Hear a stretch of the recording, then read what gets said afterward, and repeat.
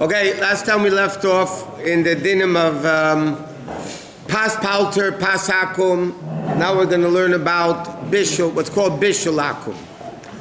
Now again, it's the same reason why the Chachamim said you're not allowed to eat bread that an individual guy baked for you, because of assimilation and things like that. So the same thing applies with something that's called bishul hakum if a non-Jew cooks for you. Now, what does that apply to? Bishul hakum applies to two criteria to be bishul hakum. It has to be something that you cannot eat raw, and secondly, it has to be fit for what's called Eila Shulchan Malachim. It has to be served at a table of a king, which in practical language today means that you would serve it at a banquet.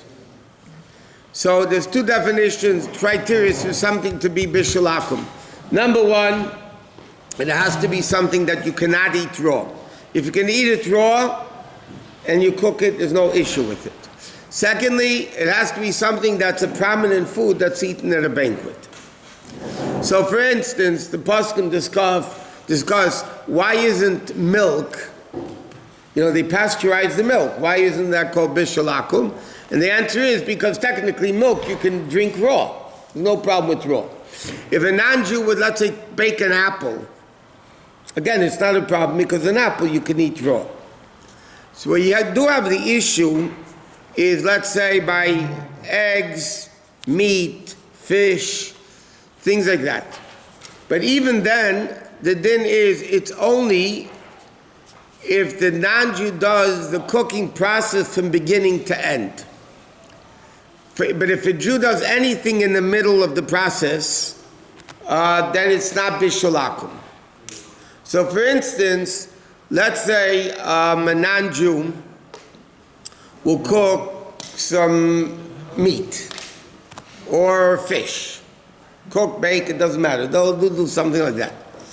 So if a Jew turns on the fire, according to the Ashkenazic poskim, it's not bishul hakum because the Jew turned on the fire. According to many Sephardic opinions, it's not enough that a Jew turns on the fire. It's more important that the Jew puts the tray in the oven or on the stove top. But again, if it's in a Jewish home where people inevitably would be there stirring or mixing something, then it's not an issue. But what happens, I'll give you an example. Now you have a question, like it's a very famous question that always people ask about bishul hakum. Now, you have something called potato chips. Now, potato chips are not served at a banquet. It's not a prominent food. But it has to be something which is lalafis b'nasapas, meaning to accompany bread. Like we said, fish, eggs, meat, things like that. Something which is like potato chips. Okay, now potato chips you don't serve at a banquet as accompaniment of bread. The only question is, when it comes to something like potato chips, potatoes are. You go to a banquet, they serve baked potato, they serve, I don't mean French fries, I'm talking about, they serve one of the side dishes, they always serve a little potato, whatever. But the question is, when you have, potatoes, even though it's a machlekes and halacha between halachic and chayadam, but today, the fact is that potatoes are served at banquets. The only question is, do you look by potato chips, for instance? Do you look at the potato or do you look at the potato chips? Now, if you look at potato, then the potato chips would be considered bishul hakum, that a non-Jew cooked it. But if you say you don't look at the potato, you look at the finished product, that is potato chips, so then it wouldn't be a problem of bishul hakum. So this is a discussion in contemporary halacha. What's interesting, most opinions say it's not a problem bishul hakum on potato chips. Why? Because you look at potato chips. And not only that, when they bake the potatoes or fry the potatoes, why are they frying the potatoes? They're not frying the potatoes to eat as potatoes. They're making it as potato chips. So the whole process is for the sake of potato chips. So according to halacha, really, you can be makel that potato chips don't have to be bishul Yisrael. Some people are machmir that they don't eat potato chips unless if it's a Jewish company. But even that, I'll give you another example. Even those that are machmir, let's say not to eat potato chips, But Pringles, you know what Pringles are? Pringles, they would also be makel in. Why? Because Pringles, the bracha on Pringles is shahakol. The bracha on potato chips is bari priya adama.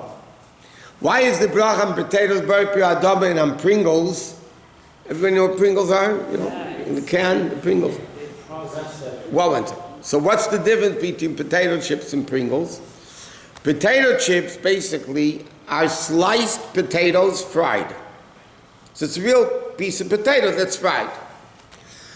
Pringles is dehydrated potatoes. If you look in the ingredients, that's why it's dehydrated, it's made into a powder, and that's why they can form all of them the same exact shape.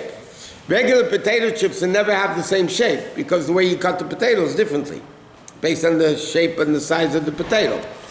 So Pringles really is not made from regular potatoes. Pringles are made from dehydrated potatoes. Dehydrated potatoes is a shahakol.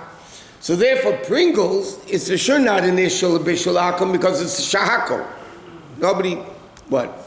Is the necessity for fishing so that the boy should put something that's not kosher in it, or is it no. spiritual?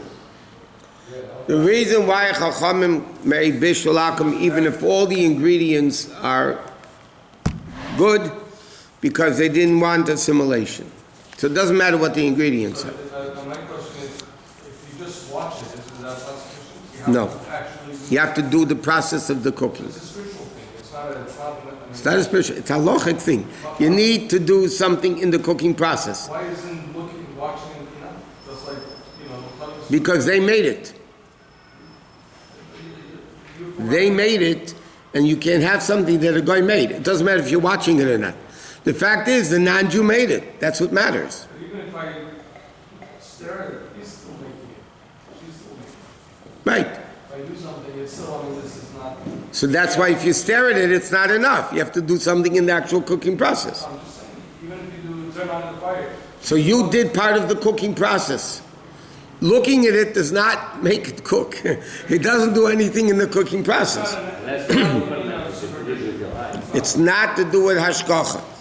If a guy cooks meat, and forget bishul akum, if a guy cooks meat, you don't know if the meat's kosher. So of course he can't eat it. It might be tray for meat. What if you eat the fish raw also? So it doesn't matter. So again, it says in halacha, so we were talking about it the other day. Raw meat in the time of the Gemara, by the way, it has to do also, it's a similar din, raw meat and raw fish, if you eat it or not, is the same din concerning muktzah and Shabbos. Now normally food that's edible is never muktzah and Shabbos. You can move it, you can touch it for any reason whatsoever. Food that's not edible for humans, and you're not going to feed it to your dogs, is completely muktzah and Shabbos. Okay?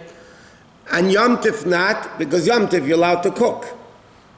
So to give you examples that halacha mentions, if you have raw dough, flour and water, you made a dough, raw flour and water, it's not edible. And Shabbos, that dough is 100% muktzah, you can't move it for any reason whatsoever. Unless you eat raw dough. Yeah, but nobody eats raw dough. So one second. Now, Yom Tif, it wouldn't be muktzah because Yom Tif you're allowed to bake. If you're allowed to bake, so then you can make the dough into challah, so it's not muktzah. Raw meat, in the time of Chazal, in the time of the Gemara, people ate raw meat. Therefore, in Shulchan Aruch it says, raw meat is not muktzah on Shabbos because it's edible by people. Later, poskim write, that was in those days. Nowadays, people don't eat raw meat. So therefore, raw meat is muktzah on Shabbos. Okay? Now, the same thing, by the way, fish. So in halacha it says, by muktzah I'm saying, if people eat raw fish, it's not muktzah. If people don't eat raw fish, it's muktzah. Now today, a lot of people eat sushi, and a lot of times it's raw fish.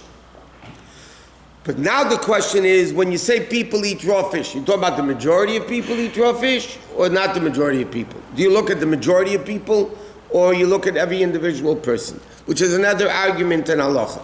But I'm saying one second, when it comes to bishul akum though, as long as it's eaten, even, I'll give you an example.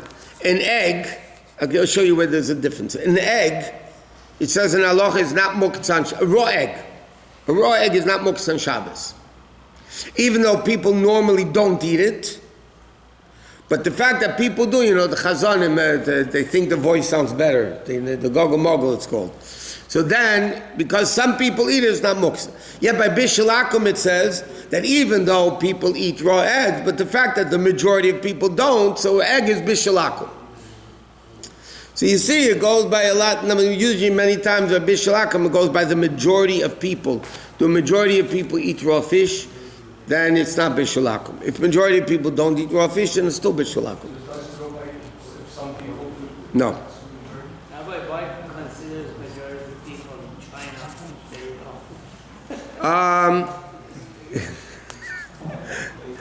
In China, they eat things you wouldn't even look at. You wouldn't even touch.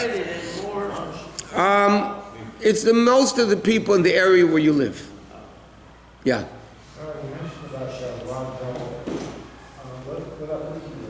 About cookie dough is not muktzah, it's edible. People eat raw cookie dough.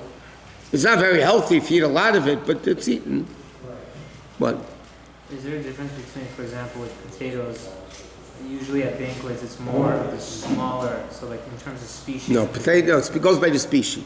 It goes by the species. Potatoes, you don't take big ones, yeah, and little ones, no. Because the big ones, they don't usually serve on a plate. That's because it's not practical because it's served with other things. Right, but the so it's a potatoes are no, it doesn't. No? You don't have big potatoes are one day and little potatoes another day. Potatoes is very interesting. The Chai Adam holds that potatoes are bishul akum. The Aruch HaShulchan, who lived much later, said it's not bishul akum. But it's not they're not contradicting it. In the time of the Chai Adam, potatoes were just discovered, basically, in that part of the world. But you don't make a sandwich. 1 second, no, lafaz ben aspat doesn't mean to make a sandwich. Lafaz, you did it at a meal together with bread. So, the Aruch HaShulchan, potatoes became very common to the masses, so he said it's not, but today, the fact is, poskim write potato, and that's the fact, it's not the Kabbalah. The fact is that potatoes are elah shochem malachim. The question is, I'll give you another shaila, which also exists in the same way. You have companies that make breadcrumbs. Okay? There's a company called Jason makes breadcrumbs. Has an OU. The question is that pas hakum or not? Pas pauter. It's a company. But the question is, because how do you make breadcrumbs? You bake bread, and then you crumple it up with machines to make breadcrumbs, right? That's how they make it. So again, breadcrumbs are not made to eat with bread. Breadcrumbs are made to cover food with it, schnitzel, fish, whatever. But, so do you look at the point it was the bread baked, or do you look at, no. Lechatchila, when they bake the bread, that company that makes breadcrumbs, they bake the bread for breadcrumbs. So lechatchila, they're baking it for something that's not a problem. So there's many more opinions that you could be makel on breadcrumbs that doesn't have to be pas Yisrael. Why? What? Croutons is the same? No. Croutons is not the same. Croutons, again, if you put croutons into hot soup, so the soup is cooking it afterwards, so then it could be that takes it out of bishul akum because now you're cooking it. It's a new thing and you're doing it. Huh? It depends how the croutons are made. It's water and flour. If it's water and flour, but it depends. It's a deep fried. It's not so simple. Now, halacha, it's an argument. It's a deep fried, cooked, baked, whatever it is. If it's baked and you put it in the soup, Then it's bishul achrafiyah. so now it's bishul, now it's mevushal, or it's still baked? If it's a klisheni, it's mavushal. Are you allowed to do that? Like on Shabbos, you wouldn't be allowed to put fried croutons into a bowl of soup if the bowl of soup is a klisheni. Okay, well, let's go. It's my for me.